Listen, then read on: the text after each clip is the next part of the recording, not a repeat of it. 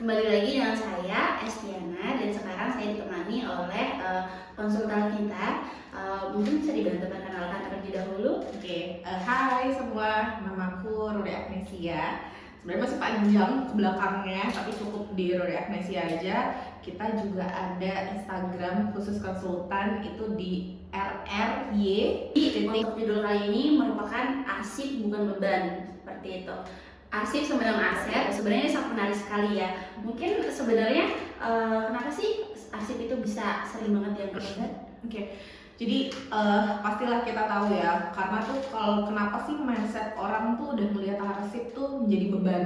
Karena ya kondisinya secara fisiknya tuh arsip tuh ada fisiknya gitu, kelihatan. Terus kalau misalkan pun banyak, pasti udah jadi kayak yang males deh beresinnya yang kayak gitu. Pasti udah ada hal yang seperti itu, makanya kayak yang udah kelihatan capeknya karena memang arsip itu kan fisik, ada wujudnya kayak gitu, bukannya yang kayak yang nggak kelihatan. Even itu ada di laptop sekalipun, kayak yang kalau misalkan teman-teman lagi downloadin kemudian downloadannya banyak, itu kan kelihatannya kayak berantakan banget kan, kayak yang mau beresin kayak yang aduh males banget, jumlahnya tuh ada 500 misalkan seperti itu. Nah kan angkanya tuh kelihatan, baik itu fisik maupun yang ada di laptop kayak gitu. Nah makanya pasti dianggapnya tuh sebagai beban ya, karena itu tadi ada fisiknya yang pertama. Yang kedua tuh dianggapnya tuh cuma makan biaya aja, atau diperlukannya tuh nanti pada saat belakangan. Makanya tuh dijadikannya adalah beban, padahal ketika arsip itu dilakukannya dengan baik, itu bisa menjadi aset di perusahaan kayak gitu sih. Padahal masalahnya sebenarnya bukan di arsipnya berarti ya, seperti itu. Oke. Betul, lebih kepada cara pengelolaannya sih gitu. Jadi kalau misalkan cara pengelolaannya benar ya otomatis yang tadi sesuai dengan judul kita hari ini ya bisa menjadikan aset kayak gitu. Jadi kalau misalkan dari pengelolaan yang benar, terstruktur, efektif, efisien, pasti itu bisa menjadi aset bukan beban seperti itu. Berarti Mbak Duri kan udah lumayan lama nih ya berkecimpung di dunia kearsipan seperti itu kan. Mungkin ada beberapa kasus atau studi yang pernah dialami secara realnya, kayak permasalahan di bidang arsipnya itu seperti apa? Mungkin bisa dibantu kasih ke kita pengalamannya seperti itu. Sering banget ya, itu pasti sering banget. Mungkin juga teman-teman juga yang lagi nonton ini pasti relate banget di kondisinya.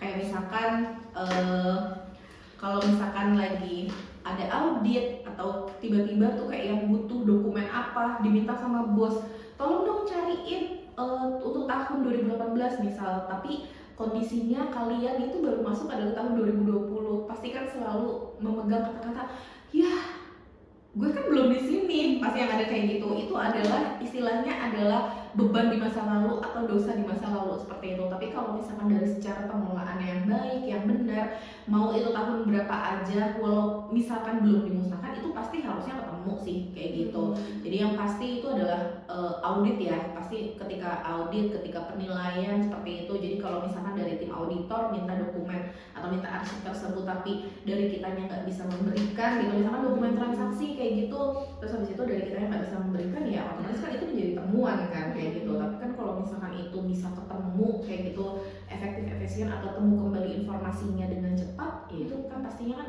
oke banget gitu ya kan, berarti kan menjadi aset untuk kita kayak gitu.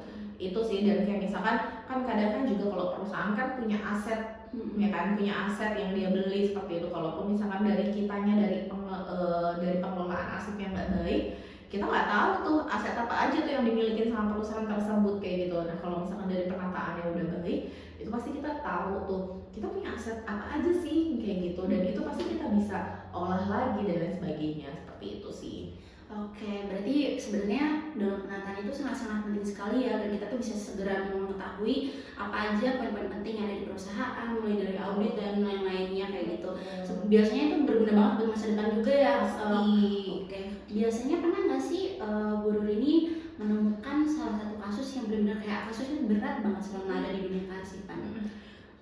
Pasti ya, maksudnya karena kan kalau dokumen itu kan bukan hanya sekedar untuk audit aja tadi yang dibilang ya, tapi kan ada juga yang terkait dengan bukti hukum kayak gitu. Misalkan ada dispute di perusahaan tertentu atau menjadi arsip itu menjadi alat bukti hukum kayak gitu ya. Kalau misalkan dari pengelolaannya baik, pasti kan itu bisa bisa kita cari, bisa kita telusur, kemudian kita jadikan lampiran atau menjadi pegangan buat kita di pengadilan seperti itu. Jadi kalau misalkan pada saat di pengadilan itu kita arsipnya atau kronologinya atau lampirannya itu kita lengkap, itu pastinya kita nggak jadi masalah kayak gitu. Dan tadinya misalkan nih kita diminta cari untuk yang misalkan kita lagi ada kasus hukum kayak gitu, kita ada dispute untuk yang di perusahaan misalkan kayak gitu, ada masalah lah seperti itu. Kemudian kita punya buktinya kalau misalkan di tanggal segini dia ada transaksi, tapi transaksinya misalkan 500, tapi ternyata dia bilangnya adalah 1000 misalkan seperti itu.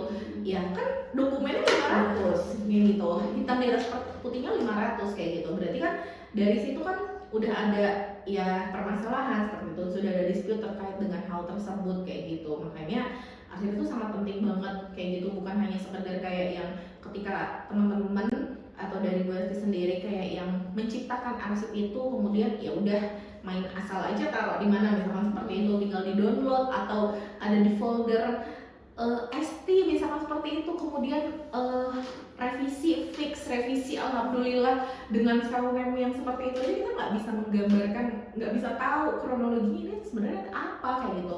Bahkan itu untuk yang soft copy-nya ya, maksudnya masih bisa untuk yang kita klik buka. Tapi kalau misalkan untuk fisiknya, kalau misalkan udah numpuk banget, makanya itu yang dilihat tuh kayak yang berantakan banget, makanya itu yang jadi beban kayak gitu. Tapi kalau misalkan itu semuanya udah rapi, pasti itu menjadi aset untuk di perusahaan. Seperti itu sih. Berarti dampaknya juga sangat besar sekali ya untuk di daerah negaranya kalau misalkan arsip itu tidak ada seperti itu.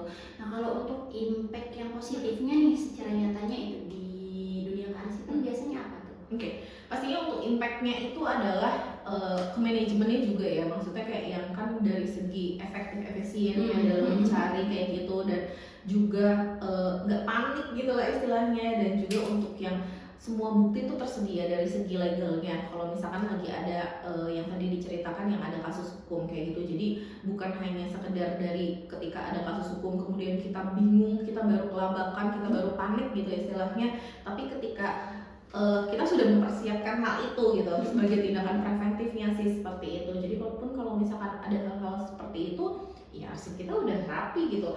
Mau cari tahun berapa aja, nah sini silakan, lo mau cari tahun berapa misalkan seperti itu. Jadi nggak perlu lagi tuh kayak yang saya masuk baru tahun 2018 pak, saya nggak tahu untuk dokumen 2015 itu taruhnya di mana kayak gitu. Kalau misalkan semua sudah terdata dengan baik, tersimpan dengan baik, itu enak banget, pasti bisa tahu, bisa impactnya tuh pasti bisa dirasain sendiri sih sama teman-teman semuanya kayak gitu sih.